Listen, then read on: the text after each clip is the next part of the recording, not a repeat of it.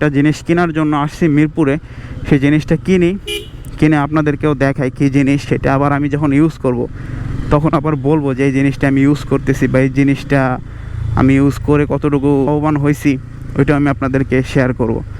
এখন আসেন সেই জিনিসটা আগে আমি কিনি। যে লিকো মলের, হ্যাঁ এটা দেন তো, এটা কত?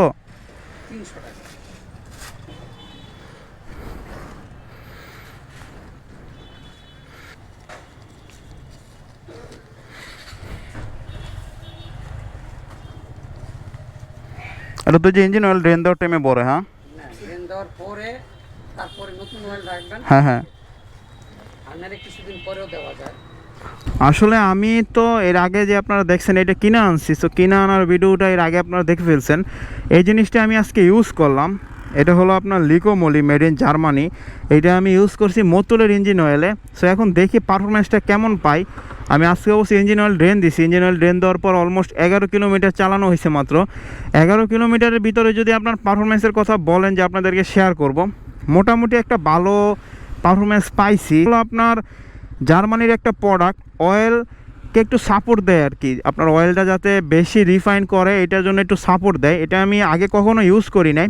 এর আগে আমার 4বিতে কিনেছিলাম, কিন্তু আসলে ইউজ করা হয় নাই, এক বড় ভাইকে দিয়ে দিয়েছিলাম, এই কারণে আমার ইউজ করা হয় নাই। আর এটা আপনারা চাইলে যখন ইঞ্জিন অয়েল ভরবেন ওই সময় ইউজ করতে পারবেন। এটা আসলে আপনাদের ইচ্ছের উপর নির্ভর করে যে এই জিনিসটা কতটুকু আপনারা ইউজ করবেন বা কখন ইউজ করবেন। এখন আমি মোটোব্লগে আরও কিছু কথা আপনাদেরকে শেয়ার করি, আমি কেন এটা কিনলাম বা আমি কোন রিলায়েবল সোর্স থেকে এটা সম্পর্কে জানতে পাইছি। এখন দেখেন, আমি তো প্রতিনিয়তই বিভিন্ন ইন্ডিয়ান অথবা ওয়ার্ল্ড ওয়াইডের অনেক ইউটিউবারদের ভিডিও দেখি। সেই ভিডিওগুলো দেখার খাতিরে আমি একটা জিনিস সবচেয়ে ভালো যেটা বুঝছি, যে এই জিনিসটা হায়ার সিসি বাইক যেগুলো আছে বাংলাদেশের বাহিরে তারা সকলে ইউজ করে। এখন কেন ইউজ করে? ইঞ্জিন অয়েলটা রিফাইন থাকে, আপনি ফুল সিনথেটিক ইউজ করলে ইঞ্জিন অয়েলটা রিফাইন পর্যাপ্ত পরিমাণে থাকে, কিন্তু ইঞ্জিন অয়েলটা রিফাইন থাকার পরও ইঞ্জিন অয়েলের ভিতরে যদি কোনো প্রবলেম থাকে, যদি কোনো ক্ষতিকারক জিনিস থেকে যায় রিফাইনের পরও, এই জিনিসটা ইউজ করলে সেই জিনিসটা আর কি আপনার পরিত্রাণ করে, বা দেখা যাচ্ছে ইঞ্জিন অয়েলটা আরও রিফাইন করে ফেলে এই জিনিসটা ইউজ করলে। যেমন আপনারা যদি এই জিনিসটা ইউজ করতে চান, যেটা আমি কিনলাম লিকো মলির, সো এটা যদি ইউজ করতে চান একটা শুটার, লিকো মলির শুটারটা আপনারা চাইলে মিরপুরের আশেপাশে অনেক জায়গা থেকে ক্রয় করতে পারবেন। এখন আমি কিনছি মা অটো থেকে কেন কিনছি? কারণ লিকো মলির অফিসিয়াল যে আপনার ফেসবুক পেজ, ওইখানে আমি নক দিয়েছিলাম যে আপনাদের বাংলাদেশে ঢাকার ভিতরে কোথায় অফিসিয়াল বা অথরাইজ সেলার আছে বা তাদের দোকান আছে। এটা আমি নক দেওয়ার পর লিকো মলি আমাকে 3টা জায়গা সাজেস্ট করে। একটা হলো মা অটো মিরপুর 10, আরেকটা হলো মিরপুর 10এই আপনার সাদিক অটো। এই 2টা অটোর কথা আমাকে সাজেস্ট করে। আরেকটা হলো আপনার উত্তরাতে সাজেস্ট করছিল। উত্তরাতে আমি যাই নাই, কারণ মিরপুরে আমার রেগুলার যাওয়া হয়, বিকজ এই কারণে আমি মিরপুর থেকে ক্রয় করে আনছি। তো এখন আসেন লিকো মলির এই জিনিসটা শুটার যেটা ইউজ করতেছি, এটার পারফরমেন্স কেমন পাচ্ছি। অলমোস্ট 12 কিলোমিটার হয়ে গেছে, আমি ভিডিওটা শ্যুট করতেছি, 1 কিলোমিটার কিন্তু চালায় ফেলছি। সো আলহামদুলিল্লাহ অনেক বেটার পারফরমেন্স পাচ্ছি, কিন্তু আবার অত ভালো পারফরমেন্স যে পাচ্ছি তাও না। আমি মোটামুটি লেভেলের একটা পারফরমেন্স পাচ্ছি। হয়তো আমার 100-200 কিলোমিটারের পর যখন ইঞ্জিন অয়েলটা ইঞ্জিনের সাথে অ্যাডজাস্ট হবে, ইভেন যখন দেখেন ইঞ্জিন অয়েলটা সব দিক থেকে পারফেক্ট মনে হবে, তখন হয়তো মোটামুটি লেভেলের একটা আমি থ্রোটল রেসপন্স অথবা একটু বাইকটা ইজি মনে হতে পারে, আবার নাও হতে পারে। যদি এটা অরিজিনাল না হয় তাহলে না হওয়ার সম্ভাবনা বেশি, কারণ বাংলাদেশে দোকান থেকে কিনলে ও তো মনে হয় যে অরিজিনাল দিছে কিনা। এখন দেখেন 2 পুলিশ ভাই আরামসে হেলমেট ছাড়া চালাচ্ছে, তার হাতে মনে একজনের মাথায় হেলমেট আছে। তো পুলিশ ভাই অবশ্যই হেলমেট পরার দরকার ভাই। আপনাদের হেলমেট না পরলে একটা সমস্যায় পড়লে সেটা আপনারা অবশ্যই পরিত্রাণ করা অনেক বড় ধরনের হয়ে যাবে। এখন দেখেন এই জিনিসটা যারা ইউজ করবেন তারা অবশ্যই চাইলে ইউজ করতে পারেন।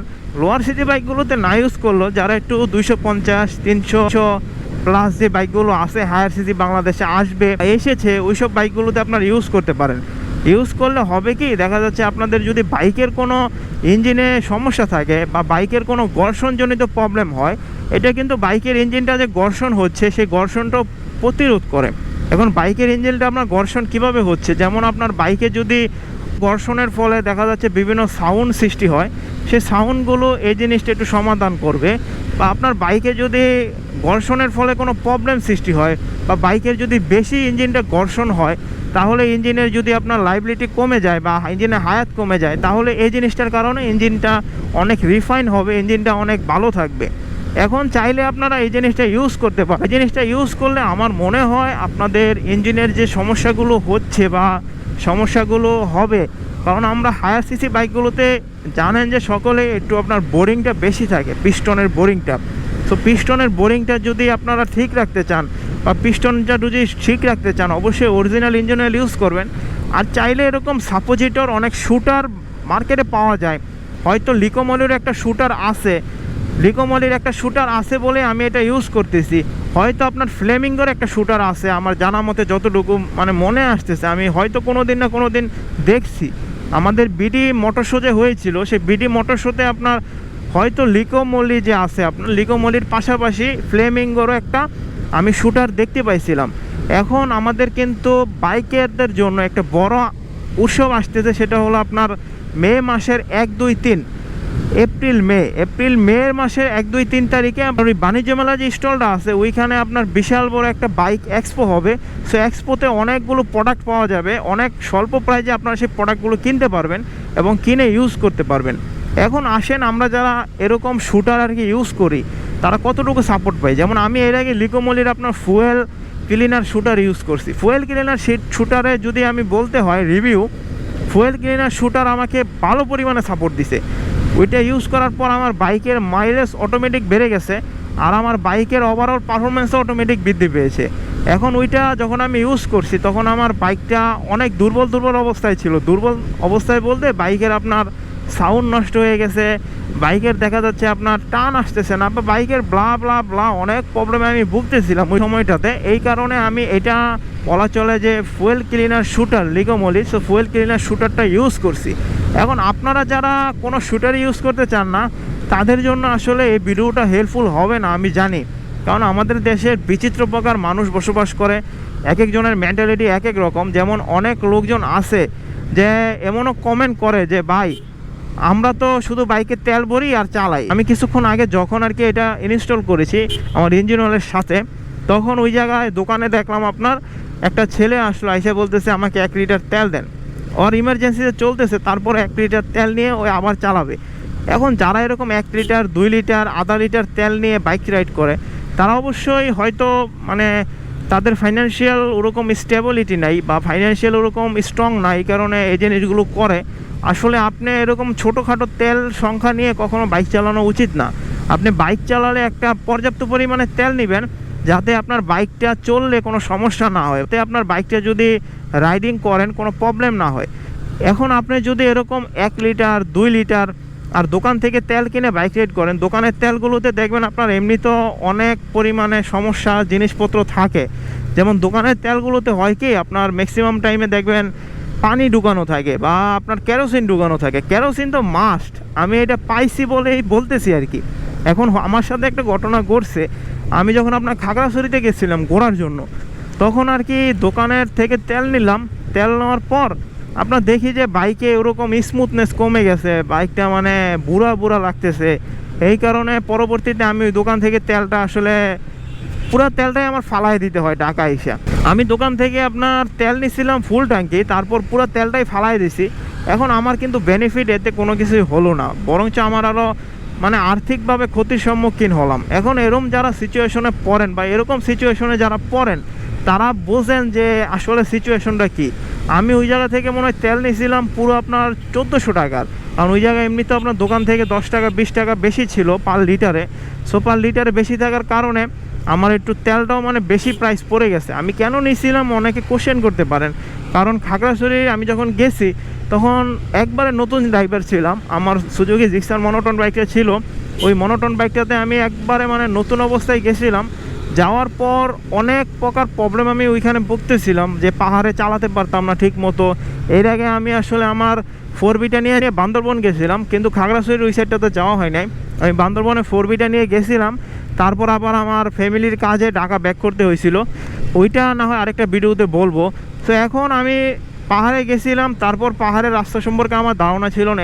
2 নাম্বার হলো ওই জায়গায় রাইডিং করা সম্পর্কে আমার ওরকম এক্সপার্ট ছিলাম না, এই কারণে ম্যাক্সিমাম প্রবলেমগুলো হচ্ছিল।